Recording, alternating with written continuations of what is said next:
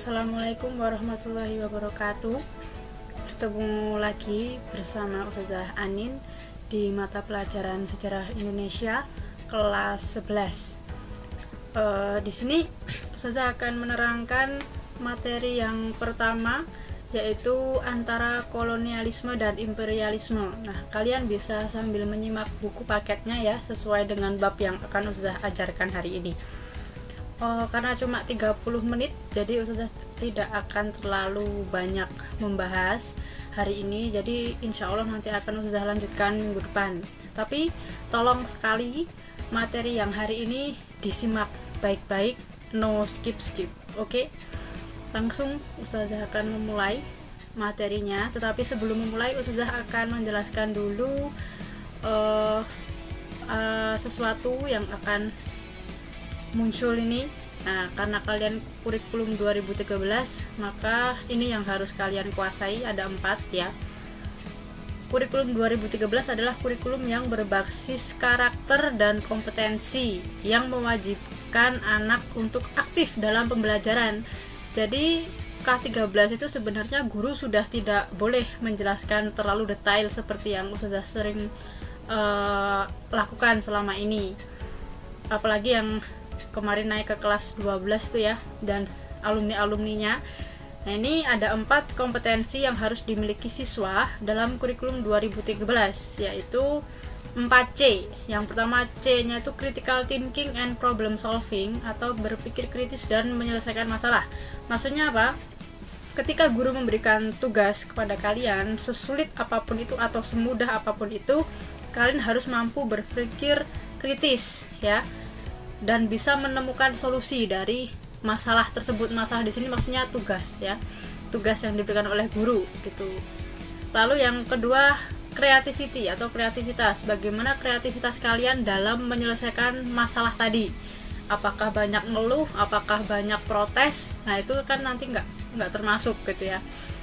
Sudah mengurangi nilai. Jadi kalian harus bisa berpikir kreatif, baik dalam pemikiran maupun dalam tindakan, seperti itu. Yang kedua, communication skill, kemampuan berkomunikasi. Nah, jadi di kurikulum 2013 ini kalian wajib punya skill untuk berkomunikasi dengan teman-temannya, baik dengan teman sekelas maupun teman di kelas lain, jika memang penugasan nanti mewajibkan untuk berinteraksi dengan kelas yang lain. Yang tadinya pendiam harus bisa belajar berbicara gitu ya, belajar bicara dengan orang lain, seperti itu. Lalu yang keempat, ability to work collaboratively, yaitu kemampuan untuk bekerja sama dengan teman-temannya, seperti itu. Harus punya kemampuan bekerja sama gitu ya. Oke, lalu kompetensi dasar yang akan kita capai di materi ini adalah: pertama, kalian mampu memahami motivasi, nafsu, dan kejayaan barat. Yang kedua, menganalisis petualangan, penjelajahan, dan penemuan dunia baru. Dan yang ketiga, kalian akan diharapkan mampu menganalisis keserakahan kongsi dagang. Oke, selanjutnya Ustazah akan masuk langsung ke materi ya. Tujuan pembelajarannya adalah kalian bisa melacak proses kedatangan bangsa barat ke Indonesia. Dan yang kedua, kalian mampu menganalisis kemaharajaan VOC. Oke. Nah, yang pertama kita akan lihat dulu peta konsep dari kolonialisme dan imperialisme. Ya, di sini ada 2 pokok materi. Yang pertama, melacak perburuan mutiara dari timur. Yang kedua, kemaharajaan VOC. Nah, melacak perburuan dari mutiara dari timur itu apa sih? Mutiara dari timur ya. Nanti akan kita bahas. Yang nanti juga akan dibahas mengenai motivasi, nafsu, dan kejayaan bangsa barat, petualangan, penjelajahan, dan penemuan dunia baru, serta kedatangan bangsa barat ke Indonesia. Lalu yang kemaharajaan VOC itu nanti akan diawali dengan lahirnya VOC merajalela, faktor kemunduran VOC, yaitu yang terakhir.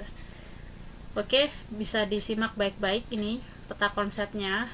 Sekarang Ustazah akan ajak kalian ke materi yang pertama kita bahas, yaitu melacak perburuan mutiara dari timur. Nah, ini kita masuk ke subbab motivasi, nafsu, dan kejayaan barat atau bangsa barat. Nah, di dalam sejarah bangsa-bangsa di dunia ini dikenal dengan adanya masa penjelajahan samudra. aktivitas penjelajahan samudra ini untuk menemukan dunia baru.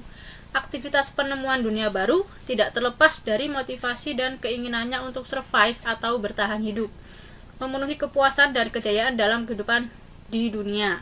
Bahkan bukan sekedar motivasi, tetapi juga muncul nafsu untuk menguasai bangsa Indonesia ya. Nah, ini juga untuk memperoleh keuntungan ekonomi dan kejayaan politik. Dunia baru waktu itu pada mulanya adalah wilayah atau bagian dunia yang ada di sebelah timur atau timurnya Eropa sebagai penghasil bahan-bahan yang sangat diperlukan dan digemari oleh bangsa-bangsa Eropa. Jadi mutiara dari timur ini sesuatu yang sangat diburu oleh bangsa Eropa karena itu adalah sesuatu yang bisa membawa negara Eropa menjadi maju gitu ya. Apakah itu? Kita akan lanjutkan ke slide berikutnya. Ini dia ya. Inilah yang dimaksud mutiara dari timur. Orang-orang Eropa berusaha sekuat tenaga untuk menemukan daerah penghasil rempah-rempah. Rempah-rempah ini menjadi komoditas perdagangan yang sangat laris di Eropa. Daerah yang menghasilkan rempah-rempah itu tidak lain adalah Kepulauan Nusantara.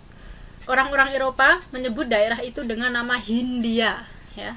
Bagaikan memburu mutiara dari timur, orang-orang Eropa berusaha datang ke Kepulauan Nusantara untuk mendapatkan rempah-rempah dan kejayaan politik. Nah, jadi terjawab sudah ya, mutiara dari timur adalah rempah-rempah yang terdapat di Indonesia. Oke, next. Nah, ini subbab kedua, petualangan, penjelajahan, dan penemuan dunia baru. Setelah jatuhnya Konstantinopel tahun 1453 ke tangan Turki Utsmani, akses bangsa-bangsa Eropa untuk mendapatkan rempah-rempah yang lebih murah di kawasan Laut Tengah menjadi tertutup. Nah, Konstantinopel ini sekarang sebutannya Turki. Lalu, harga rempah-rempah melambung sangat tinggi di pasar Eropa.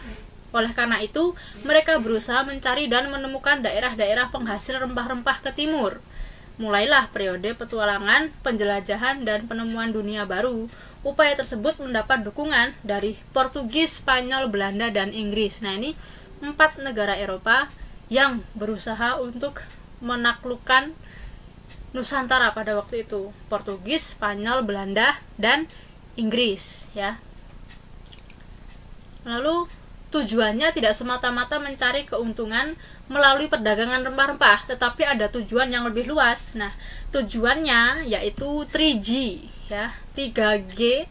Yang pertama gold, glory, dan gospel. Nah, memburu kekayaan dan keuntungan dengan mencari dan mengumpulkan emas, perak, dan bahan tambang serta bahan-bahan lain yang sangat berharga. Waktu itu yang dituju terutama Guinea dan rempah-rempah dari timur. Nah, itu maksud dari gold ya, gold, emas. Mencari kekayaan dan keuntungan dengan mengumpulkan emas, perak, dan bahan tambang serta bahan-bahan lain yang sangat berharga. Itu pengertian dari gold. Kata kuncinya ada di memburu kekayaan dan keuntungan ya, gold. Lalu tujuan yang kedua yaitu glory. Glory itu artinya kejayaan. Memburu kejayaan, superioritas, dan kekuasaan. Dalam kaitan ini mereka saling bersaing dan ingin berkuasa di dunia baru yang ditemukannya ya. Dunia baru itu adalah tadi daerah penghasil rempah-rempah yang banyak. Yang ketiga, gospel. Gospel ini ada kaitannya dengan kepercayaan ya, atau agama. Nah, ini maksudnya gimana? Menjalankan tugas suci untuk menyebarkan agama. Pada mulanya, orang-orang Eropa ingin mencari dan bertemu Prester John yang mereka yakini sebagai raja Kristen yang berkuasa di timur. Karena orang Eropa itu mayoritas agamanya Kristen. Oke? Nah, jadi gold itu memburu kekayaan dan keuntungan dengan mencari emas, perak, dan bahan-bahan lain yang berharga. Glory memburu kejayaan dan superioritas serta kekuasaan. Gospel menjalankan tugas suci untuk menyebarkan agama ya. Jadi awalnya bangsa Eropa itu ke Indonesia tuh hanya untuk mencari rempah-rempah, tetapi ketika mereka melihat Indonesia itu ternyata negara yang kaya ya akan sumber daya alam, mereka menjadi berambisi untuk menguasai Nusantara. Nah, muncullah tadi tujuannya, yaitu 3G, Gold, Glory, Gospel. Kalau mereka sudah berhasil mengeruk kekayaan dari Indonesia, mereka akan memburu kejayaan.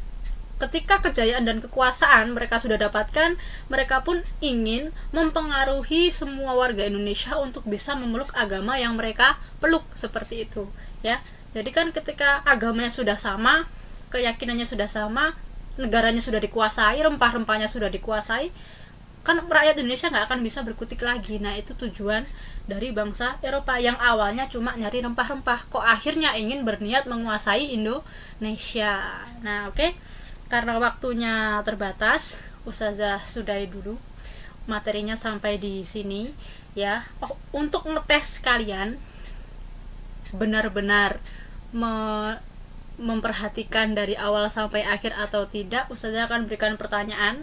Pertanyaan ini tolong langsung dikerjakan di kolom yang sudah tersedia di Moodle ya. Jadi ngerjainnya nanti langsung ngetik di Moodle, nggak usah di Word lalu di PDF kan, nggak usah ya, nanti malah nggak bisa dikirim. Oke, pertanyaannya adalah, disebut apakah negara Turki pada masa penjajahan yang sudah Ustazah bahas tadi ya? Disebut apakah negara Turki pada masa pencarian mutiara dari timur saat itu? Oke, jawabannya tolong ditulis langsung di Moodle. Ustazah tunggu jawabannya. Tolong semua wajib mengerjakan gitu ya. Ini nggak berat, cuma nulis satu jawaban saja ya. Besok insya Allah akan ada lagi yang lain dengan materi yang sama. Ustazah akan lanjutkan. Oke, kalau ada pertanyaan silahkan WA atau di Moodle juga bisa. Sekian, terima kasih penjelasan dari Ustazah hari ini. Semoga bermanfaat. Maaf jika banyak kekurangan dan kesalahan kata. Wassalamualaikum warahmatullahi wabarakatuh.